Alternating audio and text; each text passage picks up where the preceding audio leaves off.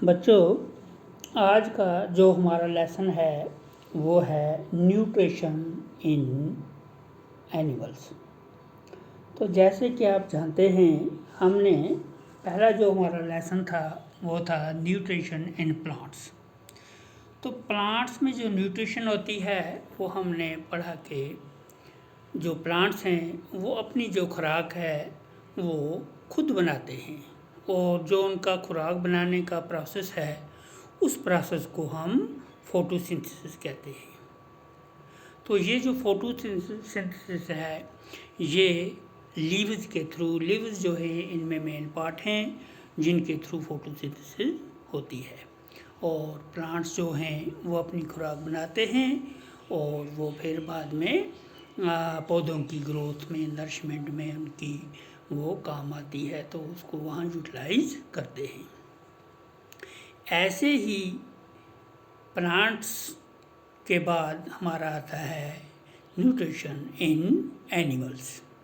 तो एनिमल्स जो हैं ये हम अच्छे तरीके से जानते हैं कि ये डिपेंड किस पे करते हैं, प्लांट्स पे। तो प्लांट्स में जो न्यूट्रिशन होती है वो तो खुद अपने आप होती है। तो जो एनिमल्स में न्यूट्रिशन होती है वो डिपेंड करते हैं प्लांट्स पे। तो प्लांट्स में ये एनिमल्स में क्या होता है कि जो एनिमल्स की न्यूट्रिशन होती है इंक्लूड्स उसकी nutrition requireds modes of intake of food and its utilization in the body. तो जो कंपोनेंट उसमें इस्तेमाल होते हैं सच एज कार्बोहाइड्रेट्स और कम्प्लेक्स सब्सटेंसेस, मेन जो चीज़ होती है वो कार्बोहाइड्रेट्स होते हैं। तो जो कार्बोहाइड्रेट्स होते हैं तो वो उनको हम क्या कहते हैं, कम्प्लेक्स सब्सटेंसेस। तो ये जो कम्प्लेक्स सब्सटेंसेस होते हैं ये खुद मतलब आसानी से, कहने का मतलब है कि आसानी से यूटिलाइज नहीं होते हैं जब तक कि उनकी ब्रेक डाउन ना हो जाए। ब्रेक डाउन का मतलब है कि जब तक उनकी डाइजेशन ना हो जाए। तो उनकी ब्रेक डाउन कम्प्लेक्स के लिए हमें क्या करना होता है, फूड सिंपल उनको ब्रेक डाउन होके वो क्या होते हैं, सिंपल सब्सटेंस में कन्वर्ट हो जाते हैं, और इसी कन्वर्शन को हम किसका नाम देते हैं, डाइजेशन का। तो डाइजेशन के लिए हमें क्या है, the different ways of the taking food. तो हमारे हम जो खुराक खाते हैं, एनिमल जो खुराक खाते हैं, तो इसका अलग अलग तरीका होता है, डिफरेंट वेज से खाते हैं। The mood off taking food into the body varies in the different organisms.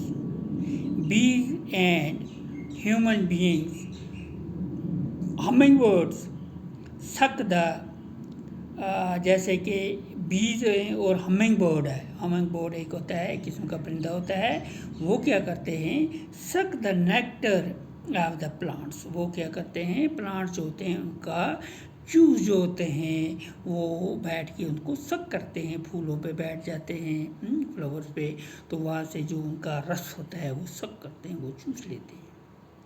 Infants of human and the many other animals feeds on the mother's milk। और इसी तरह इंसान और बहुत सारे हैवानों के जो बच्चे होते हैं, बेबीज़ होते हैं, तो वो मिल्क पे फीड करते हैं, इनटेक वो क्या करते हैं, अपनी नरिशमेंट के लिए मिल्क करते हैं।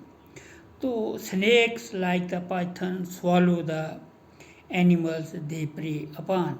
तो जैसे हम अगर स्नेक की बात कर लें तो निगल जाते हैं छोटे छोटे जो उनकी पहुंच में होते हैं एनिमल्स जो छोटे होते हैं, तो उनको क्या करते हैं, वो स्वाल काट लेते हैं, इसी तरह अंदर ले लेते हैं, तो अंदर जाके उनका वो ब्रेक डाउन होता है, तो वो चीज़ें हजम हो जाती हैं इनको।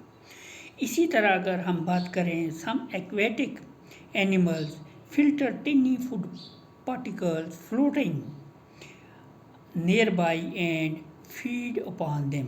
तो बहुत सारे ऐसे एक्वेटिक एनिमल्स होते हैं जो उनके इर्द गिर्द छोटे छोटे एनिमल्स होते हैं, तो उनको वो अंदर ले लेते हैं थ्रू डिफरेंट प्रोसेस, तो उन पे वो फीड करते हैं, तो अपनी नरिशमेंट करते हैं।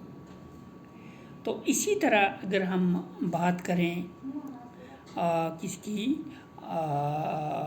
डाइजेशन इन ह्यूमंस, अब हम ह्यूमंस की डाइजेशन की बात करते हैं। तो ह्यूमन जो डाइजेशन है वो कहाँ से स्टार्ट होता है? ह्यूमन डाइजेशन, ये है ह्यूमन डाइजेशन की डायग्राम।